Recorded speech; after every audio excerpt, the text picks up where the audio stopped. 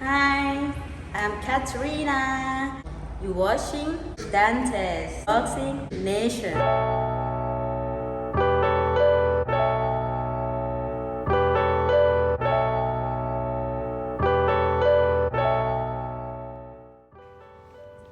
Dante's Boxing Nation, what's going on, guys?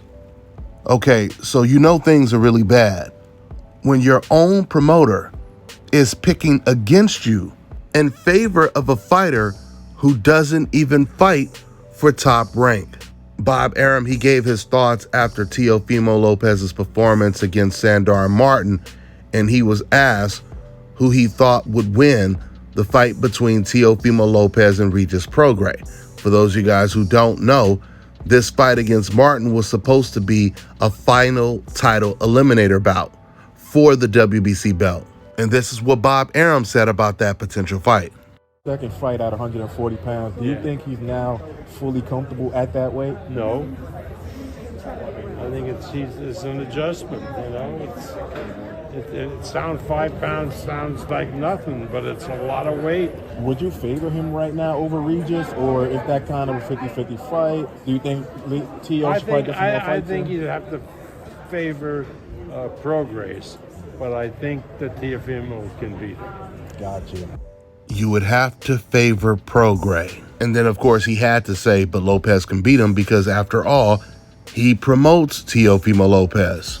I'm not saying this is the first time that this has ever happened, but this is the first time I can actually recall a promoter being this honest, saying that his guy will lose to someone once again who's not even being promoted by him.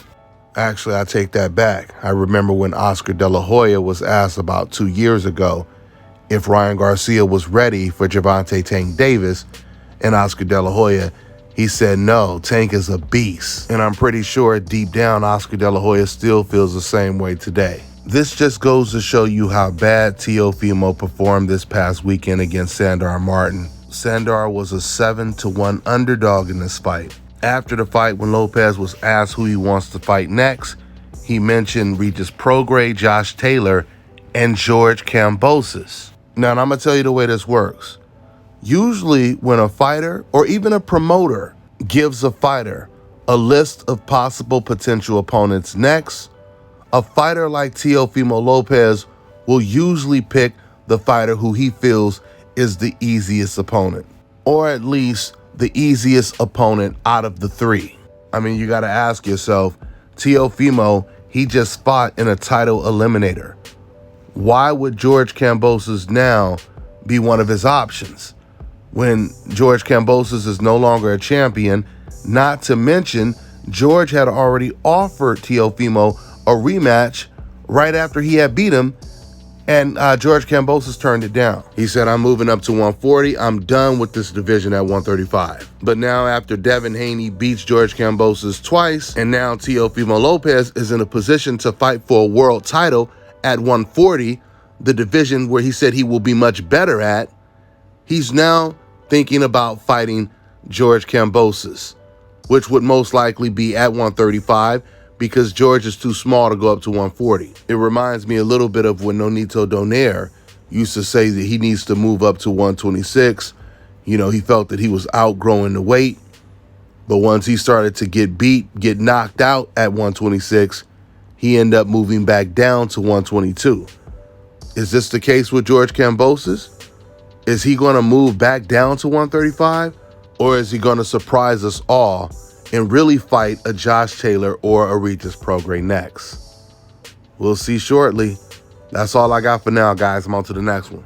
All right, now check this out, guys. If you're looking to repair eczema scars, burns and bruises, dark spots and blemishes, fever blisters, diabetic ulcers, this right here is the perfect product for you guys. It's called Elo Diki Face and Body Oil. Athletes and top-ranking boxers, they're also using it after training to reduce swelling, inflammation, and to ease the pain. So get yours today. Go to elodiki.com, like them on Facebook, and follow them on Instagram.